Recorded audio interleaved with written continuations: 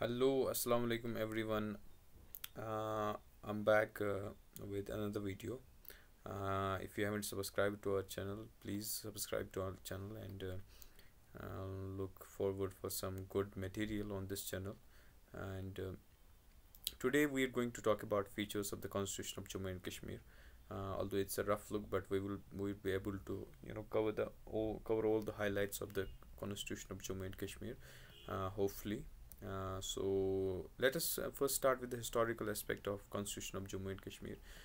Most of the people don't know about the historical aspect of Constitution of Jammu and Kashmir. So when was it framed?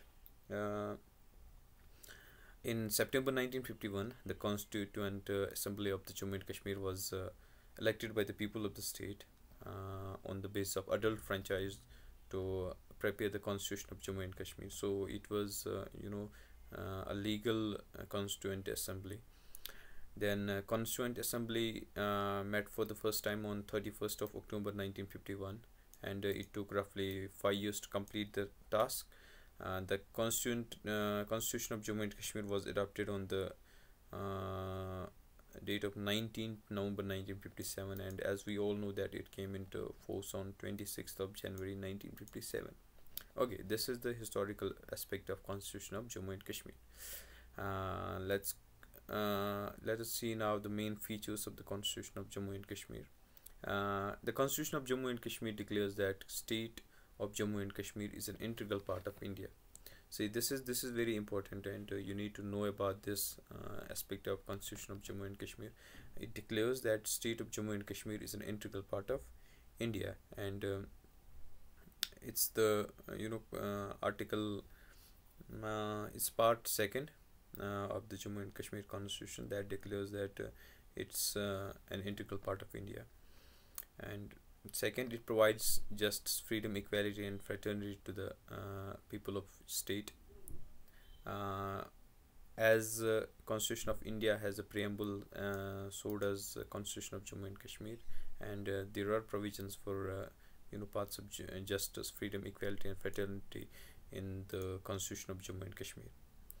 Moving on, state of Jammu and Kashmir comprises all the territory of that was under the ruler of state on August 15, 1947. This is important because Constitution of Jammu and Kashmir, it recognizes Pakistan occupied Kashmir. Let me show you this part of the Kashmir that has been occupied by Pakistan, and this part of Kashmir that's occupied by China. So, and Jammu and Kashmir, obviously it Constitution of Jammu and Kashmir, it declares that all the territory that was under the ruler of state on August 15, 1947 is Jammu and Kashmir. So it includes both Pakistan occupied Kashmir and the part that's occupied by China. Okay, moving on. Fourth is, it lays down that a citizen of India is treated as a permanent resident of the state if on May 14, 1954 he she see, this is about the citizenship. This is about the residence, permanent resident of state Jammu and Kashmir.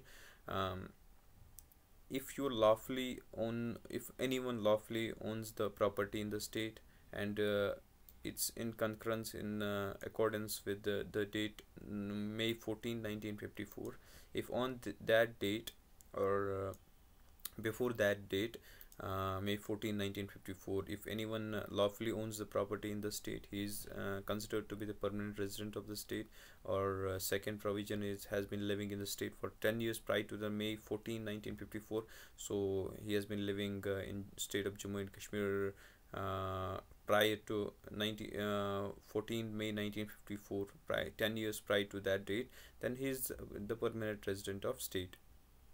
So third one is having migrated to Pakistan after March 1 for 1947, but returns to the state for his settlement. If he was a resident of Kashmir previously, and then he migrated to Pakistan and came back after March 1, 1947, and for his settlement, then he is considered to be the resident of Kashmir, state of Jammu and Kashmir. Okay, moving on. Okay, let me touch another point here. See, we don't have any dual citizenship, as everybody speaks of. We don't have any dual citizenship. It's just that we are citizens of India, people of Jammu and Kashmir are citizens of India, and they are residents of Jammu and Kashmir. So we don't have any dual citizenship as they have in US or other countries. It's just that we are residents of Jammu and Kashmir and we are citizens of India. So there is no dual citizenship. Okay. Article 370, Special States of Jammu and Kashmir. Article, as everybody knows about it, because there is you know a lot of ruckus about the whole stuff, abrogation of articles and thing. So Article 370 provides special states to the state of Jammu and Kashmir, and it's mentioned there in Constitution of India. And under 300 Article 368, Constitution can be amended by the Parliament, but it does not. Its jurisdiction is not prolonged to Jammu and Kashmir, state of Jammu and Kashmir. So that's why we have been given that special status under Article 370 in Constitution of India. So Kashmir Constitution gives all the rights to the permanent residents of state, but who is the permanent residents of the state shall be decided by the state legislative assembly only. So all the rights have been given under the constitution of our own state, but who is the permanent resident, it shall be decided by the state legislative assembly only. Okay, the state has bicameral system. Our legislature is bicameral. There are 111 members elected directly by the public in the Vidhan Sabha, out of which 24 have been kept vacant for Pakistan occupied Kashmir. So roughly we have 87 seats now in the present time, and 24 has been allocated to Pakistan occupied Kashmir. So it sums up to 111. Moving on. It vests the Constitution of Jammu and Kashmir vests the executive powers of the state in governor.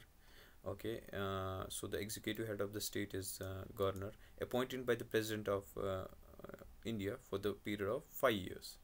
Okay, appointed by the president for 5 years.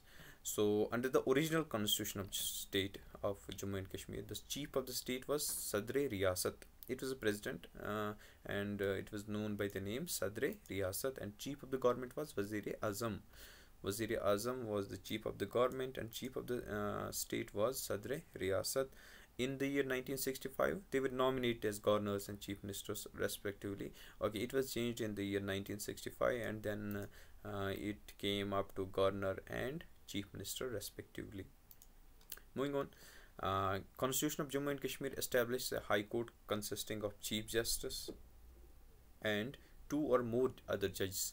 They are appointed by the president of India in consultation with chief justice of the Supreme Court and governor of the state. Okay, then we have our own high court, which consists of chief justice and 2 or more other judges. They are appointed by the president of India, and this is important. They are appointed by the president of India in consultation with the chief justice of Supreme Court and governor of the state.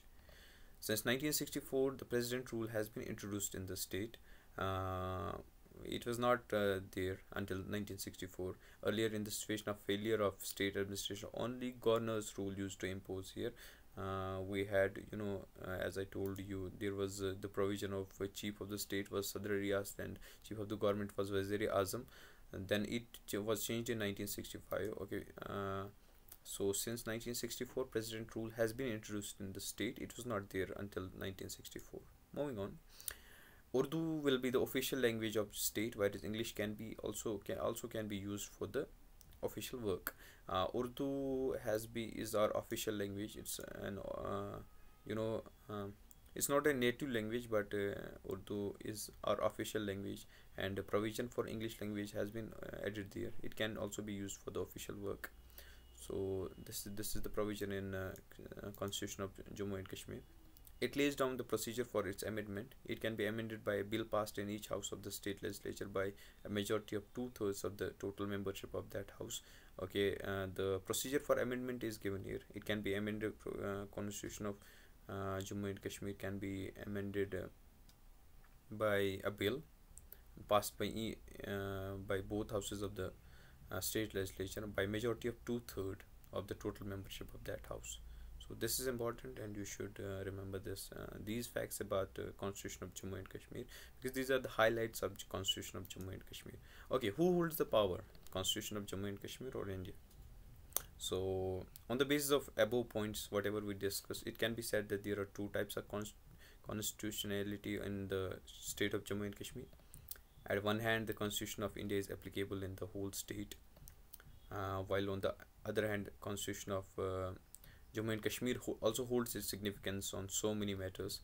So since the state is part of Republic of India, therefore the Constitution of India has more power than the Jammu and Kashmir Constitution. It's obvious.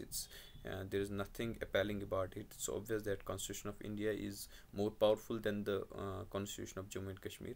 So as Supreme Court of India has also said that Jammu and Kashmir will not get any independence beyond the Constitution of India. So whatever happens will be in ambit of Constitution of India.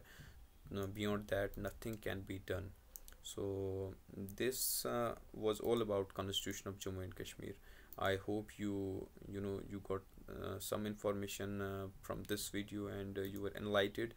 um, okay, I hope that you will share our stuff and give your feedback. We appreciate your feedback. We are always willing to create some space for inclusions, and that will be helpful for us too. So please like, share and subscribe to our channel. Thank you so much. We'll be back with some good stuff again. Thank you so much.